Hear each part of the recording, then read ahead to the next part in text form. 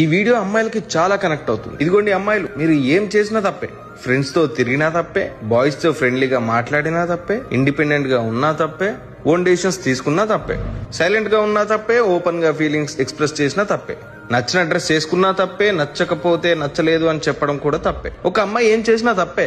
నాకు నచ్చలేదు, నాకు ఇష్టం లేదు, వద్దు అని తన ఒపీనియన్ కూడా చెప్పకూడదు. ఒపీనియన్ చెప్పడం కూడా తప్పే తెలుసా.